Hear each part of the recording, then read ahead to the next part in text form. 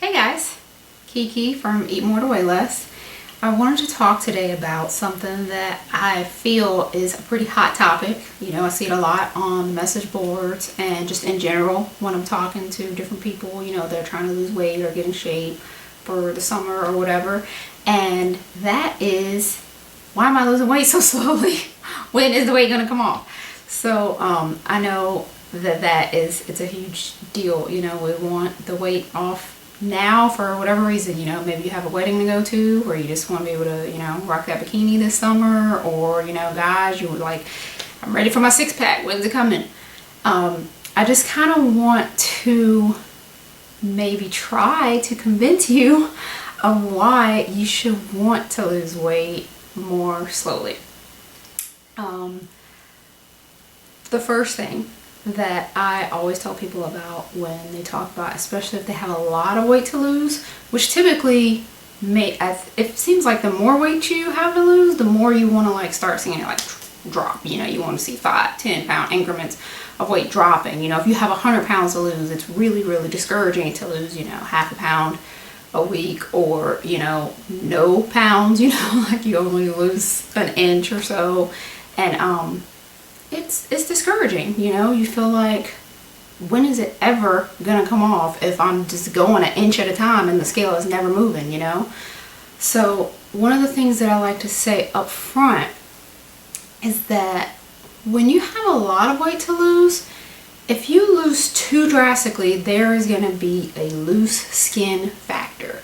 I know we've all seen it when we watch Biggest Loser, or, you know, we see maybe we've had a friend who's had gastric bypass surgery, or, you know, someone who's had some type of surgery or any type of weight loss where it was really drastic, and then they're left with a lot of loose skin afterwards.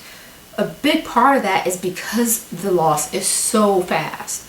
And so you don't want to have your loss be so fast that your skin can't catch up.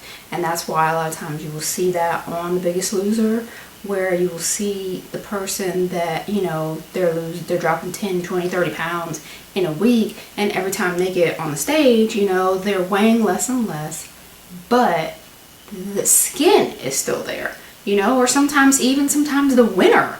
You know, at the end, they have what, you know, I call it the Biggest Loser way, where they get up on that stage and everything is just, you know, flying.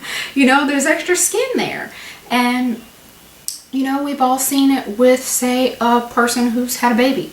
You know, when you see a pregnant woman, you go to visit them at the hospital, and if you've ever taken a little kid with you to go visit that person at the hospital, 9 times out of 10, that child, unless you have coached them before, is going to say, hey, is there still a baby in there, or something of that nature, because you have, you know, this 6 to 10 pound baby there 1 minute and then gone like that. And what are you left with? Extra skin. You know, ladies, we know that extra skin is left behind sometimes forever. You know, and then we're looking at, what do we do? Do we get a tummy tuck? Do we get lipo? You know, like, how can we get rid of that extra skin? Whereas, you know, we may not be able to help it in those instances, but in the instances that you can, which is with your weight loss journey, you should try to lose weight as slowly as possible, because your skin is always going to lag behind. It's always going to be the thing that snaps back into place last. So oftentimes you will hear maybe an expert recommend, or you may read about where someone says that when you get to your goal weight, a lot of times it's recommended that you actually go 5 pounds less than goal weight. And it's for that reason. It's because when you get to goal weight, you know, if you don't stabilize there, you know, for a good month or so, then what happens is that maybe, you know, you hit your goal 4 weeks from now. Your skin will still be where it is right now. It has not had time to adjust to that new goal yet. So if you know, bounce right back as soon as you hit goal, then that skin is still there. You may not look the way that you want to look, and also you may fill in that space very quickly because your skin hasn't had the time to adjust yet. So sometimes it seems like it's really easy to put that back on, or when the water comes in, it fills it right back up. So when you do get to goal weight, you want to stabilize anyway. So you actually want to go just slightly under goal so that your skin has enough time. But that is typically, you know, when you're at the end of your journey. If you've had a long journey and you took your time losing that weight and you were building muscle under that weight, so you're keeping everything nice and tight and the skin is having time to slowly shrink as you shrink, then, you know, you're going to have firmer skin. You know, you're going to be able to alleviate a lot of the problems that come along with the excess skin. You know, it's a huge part of the excess skin factor is losing weight too fast. So just something to consider, because if you get to go weight and you can't rock the bikini and you can't, you know, you don't have your six pack and you don't, you know, you feel embarrassed when you're on the beach because you have all this extra skin, or, you know, you can't even wear the things that you thought that you wear when you got to go, then what good is it? So it's you have to keep the end in mind from the beginning. So it's just one of those things that you really want to take your time with. Another thing with losing weight slowly is that the pace that you lose weight also sets the pace for you to develop good habits. If all the weight is off in 2 weeks, what are you going to do after that 2 weeks? You haven't even had enough time to develop good habits yet. So after that 2 weeks, you're going to go right back to whatever you were doing before that 2 weeks, and you're going to put the weight right back on. So losing it slowly, it gives you time mentally to accept where you are at each stage. It gives your body time to adjust at each stage, and it gives you time to get into the habit to keep the body that you're going to have in the end. You want to do what you're going to be doing when you get to go now. So if you learn to eat properly now, then you'll be much more likely to keep that weight off, which is why at, you know, with Eat More to Weigh Less, we're always saying, you know, to get those calories up. You want to start eating as close to maintenance as possible and still lose weight, so that it's not that big of a deal. You know, if you're at 1200 and then you get to maintenance and you want to shoot up to 2000, you know, that's where that fluctuation is going to come in, especially if you didn't go the, you know, few pounds or a couple months of stabilization at the new weight. You're just going to shoot right back up. So you want to, especially in my opinion, you always hear me say, never, ever do something to lose the weight that you're not willing to do to keep it off.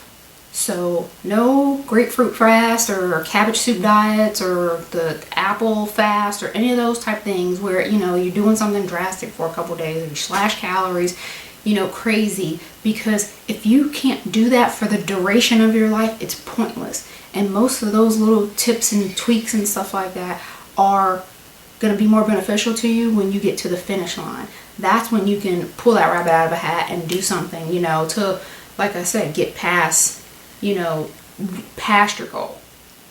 But if you have 100 pounds left to lose, there's no reason for you to even start doing something like that, because you're nowhere near your goal. So it's best to not even start.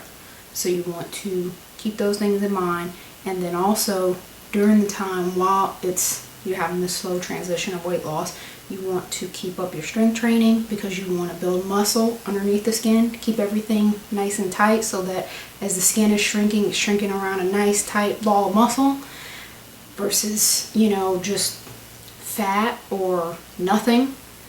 And you also want to keep your water intake up, because you want to keep your skin elastic, and that's also where your essential fatty acids will help out. So you want to have some good fats in your diet, especially as you're dieting now. So do not be afraid of fat, because that is what's going to keep, you know, your skin smooth and elastic and really help combat that loose skin factor. And then at the same time, it's helping you to develop the healthy habits that are going to keep that body the way that you want it by the time you get to go. And then that way, once you get to go, you're not worried about gaining the weight right back. You can start focusing on other things like fine-tuning your physique and getting some of the other things that maybe you want when you are at goal, you know, like increasing your bench press, or, you know, deadlifting more, or, oh, I want to build up my shoulders a little bit more, you know, get a little bit more definition of my biceps or something like that. When you're losing weight slowly, a lot of those things are much more of a reality than if you just drop it, because you can't even see the definition because of all the extra that's there.